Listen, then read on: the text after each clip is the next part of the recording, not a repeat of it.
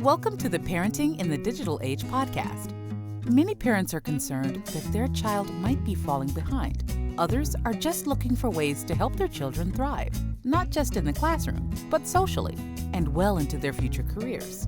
Each episode, we explore the challenges facing parents in the modern world, from behavior, education, and nutrition to device and gaming addiction. We interview a range of leaders in the area of childhood development to help you successfully navigate parenting in the digital age. Here is your host, Jamie Buttigieg. Okay, welcome to the first episode of our podcast, Parenting in the Digital Age. On today's episode, we are joined by Jeff Hughes, who is the founder and CEO at Skill Samurai. And today we'll be discussing how coding can help kids thrive. Now, Jeff, rather than me provide some pre-written bio introduction, maybe you can tell us in your own words a bit about yourself and what you're passionate about and ultimately what Skill Samurai is all about. Yeah, thank you. I'm happy to be here. So my name's Jeff. I live on the east coast of Canada in New Brunswick. I've been married for 24 years and we have 3 kids. I actually started this business 8 years ago after visiting my kids' school and seeing that they had 3 computers for 300 kids. And I realized that we needed to do something different, that education and the education system just wasn't equipped to give my kids the skills that they needed. So I actually went and I spoke with some other dads and they shared similar concerns. And then this was kind of the result. But what I'm really passionate about is the power of education to transform people's lives. When I look back on my experience, a lot of the things I've done through my work and volunteer life have really been about that. And it's only looking back in retrospect that I can see that pattern of you wanting to be involved with education to help people. Yeah. And so what exactly is Skill Samurai for our listeners who don't know what Skill Samurai is all about? Yeah, Skill Samurai is a STEM and coding academy, and we really fit into that space that exists between skills that employers need and the skills that schools are able to teach. So there's always going to be a gap there. At the moment, that is a lot of computer science and computer programming classes, technology classes. So we want to prepare kids with skills that they need so that they can really be career ready by the time they graduate from high school. For other kids, it is about helping them get far ahead so that they can really have a great application for university that will really help them stand out. Yeah, that's fantastic, and it definitely fills a gap in the market. Now, perhaps I should take a small step back here and ask you, for those parents who aren't familiar, because I still meet parents who sort of say, "Hey, Jamie, I don't know what coding is. My son wants to, do some computer programming. Tell us what coding is, and for those who don't know what coding is." Yeah, it's funny. 8 years ago, we had to teach every parent what it was. Because they heard about it, but the old word for it was computer programming. And in the simplest term, that is written instructions for a computer in a language that they understand. So there are lots of computer coding languages, and we focus on a number of them, but it would be the same way that I'm talking to you. If I were going to give you an instructions on how to make a peanut butter and jelly sandwich, I would make a very detailed list and then I would give it to you. That's what kids are learning to do with a computer. They're giving a detailed list of instructions for the computer to follow. Yeah, okay, that makes a lot of sense. And, there are, I guess there's a mountain of research that and studies that demonstrate how coding specifically, or computer programming, can help children grow and thrive. But what are some of those specific ways that coding helps children? Yeah, as I was thinking about this, as we're talking about this gap, in 2017, there were only 36 teachers in America that graduated with a computer science degree, compared to 10,000 in math, 12,000 in science. So there's this real gap, even in the pipeline of teaching teachers how to teach STEM. So they don't really know how to talk to kids, how to prepare them, how to get them ready. So one of the ways that we help is kids come to us and they find a place that they belong. So I'll tell you about Nick. Nick was 12 years old. He was in a farming community. He loved computer science. It wasn't a part of his school curriculum, and it wasn't seen as something really cool by his friends, so it wasn't really valued. So as a result, he didn't have confidence. His mom found our camps through a program we offered for the employees, an employee discount, and he came. And within the first 2 hours, he was walking around, teaching the other kids, sharing what he did. He started leading in the class. That night, the mom called me and asked what happened, asked if we could start a school for her son, because his confidence was totally transformed. Throughout the rest of that week, he led the games. He walked around mentoring the other students. He came back another week. Then we had him come back as a leader in training. Then we had him come back as a paid coach. So in his case, one small example of how him coming, finding a place where he fit in, finding a place where his skills were valued, really brought about or helped him develop confidence that he didn't have before that.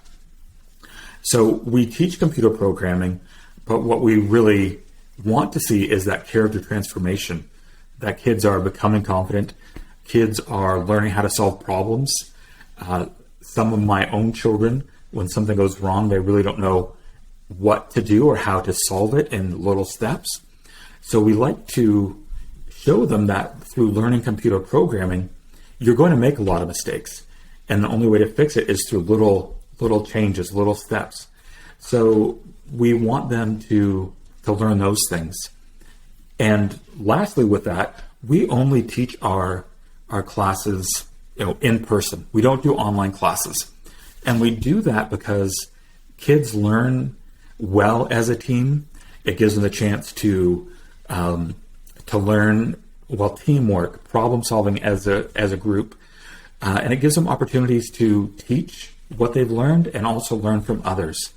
So we want it to emulate a workplace. In a classroom, you can go to the teacher for the answer.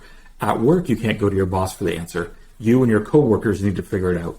So we really want the students to ask each other for the answers or for the solutions so they can work together. And through that, they can learn some valuable skills that traditional education doesn't focus as much on.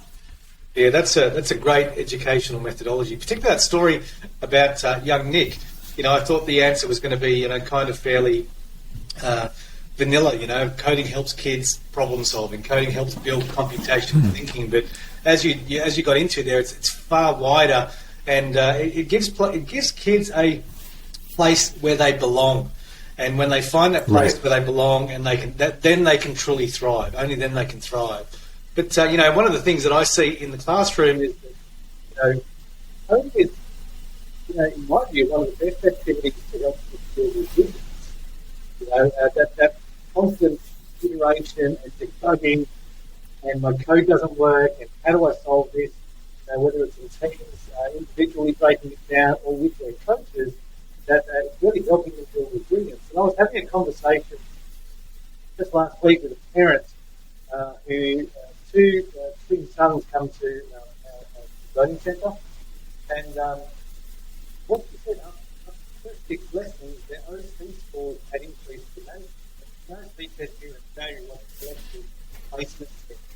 And so these students were continually revising this test, and after 6 weeks of Skill Samurai, their scores had shot up. So coding also helps kids in the classroom perform academically. So there are so many benefits to helping kids thrive. And I think one of the cool things that I like and I'm particularly proud of is this is the way that Skill Samurai helps kids build a healthier relationship with technology. You know, many kids come in and there's no other word for it. They're addicted to technology. They are addicted to their device. They are addicted to gaming. And, you know, like, the odds are stacked against them. Gaming manufacturers, or game builders are just like poker machine manufacturers to some extent. They're looking for ways to keep the user on their platform for as long as possible. And that's how they've got to be commercial. I get that. But that presents a problem for people like us, for parents. So coding is a way to help people get under the bonnet of what they're playing and consuming, and really understand the technology and what they're using. Yeah, we get a lot of parents who come with that concern. They'll say, you know, my child's playing video games all the time. My child's watching YouTube all the time. Is this going to be good for them? And we're able to show them how our courses can help transform kids from consumers to creators. So they arrive only playing Minecraft and they leave creating their own custom versions of Minecraft for their friends to play. And we really do want to channel those obsessions into significant learning opportunities. Yeah, absolutely. So is there an ideal age? So if I'm a parent listening to this podcast or seeing this video on social media, is there an ideal age they should start, or it doesn't matter when they should start? What's your view on that? Yeah, the best age to learn really depends on the child themselves. Every child's different. They have different learning styles. Some children are curious and imaginative. We had a girl, Olivia. We sent flyers home with her school. She was 5 years old. She went home with a flyer to her mom and said, "Mom, I'm 5 and I don't know how to code yet." Her mom signed her up that day, and she stayed with us for like 6 years. So kids are different and their interests are different. We wouldn't really want to force them to do this. But one way to look at this is to see coding and programming is another language. So most experts recommend that a child start before the age of 10 in order to become fluent.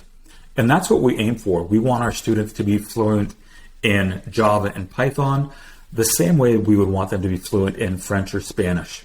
So before 10 is a great time to start. And prior to that, we would look at things like reading comprehension. Can they understand the instructions and read them?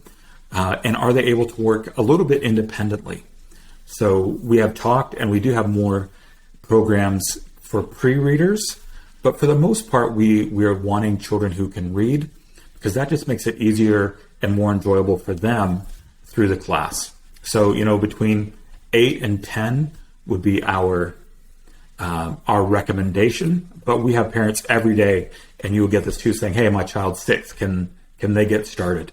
So we will provide more opportunities for that because it is so many parents see the need right now. Yeah, definitely. And you kind of touched on sort of the next question where that leads. You compare it to learning a language like French or German or Italian. Mm-hmm. And one of the common questions that we get asked by parents is, how long does it take my child to learn? And there's no definitive answer here, because it's based on, you know, how they learn, etc. But how would you answer that? If I were a parent who said, how long will it take my child to learn coding? How would you answer? Yeah, same way I would with my kids. My kids all started French immersion in grade 3, and they took it all through high school. So all of their classes were in French. When the time they graduate from high school, they do a test that proves that they are bilingual. And then that allows them to be certified, get jobs for the government, and get jobs that require that bilingual certification. And our courses are really the same. You know, they start in grade 3, and by the time they're in grade 12, they are really professionally proficient. They should be able to design websites, program with Python, and be ready for career certification or for careers. So it's good at the younger ages for them to get a taste of it, to try it and get excited. But this is really a 8 or 9 years of coming once a week to really enrich and supplement their school education and allow them to be fluent in those programming languages. Great answer. Yeah, thanks, Jeff. So one question I'm going to say we ask all our guests, but this is the first episode, right? So one question we're going to ask all of our guests in concluding the podcast, it's a podcast about parenting and helping kids thrive. So if you could go back and give your 5-year-old self one piece of advice, what would it be? Yeah, I was thinking that. And any of the advice, like you go back to 1979, what's even relevant to carry forward now? Because everything changed so much. But this is going to be, I'd probably intercept my 13-year-old self and say, take some business classes in high school and focus on that. And I say that somewhat jokingly, but I spent 20 years of my working life working for other people, feeling like I was a horrible employee because of my skills and my giftings. But it turns out I'm just not really cut out to be an employee. I was trying to do all these things as an entrepreneur, as an employee. So my bosses hated it because I was trying to run their companies, and I hated it because I couldn't direct the vision. So I would really encourage my younger self to focus on that, to learn about business, to find opportunities, and not waste so much of my work life, I guess. Great, that's a great piece of advice. Now, I suppose one question I'm throwing in here is, before we wrap up, is there a question that I perhaps should have asked you but haven't? Oh, I can't think of anything.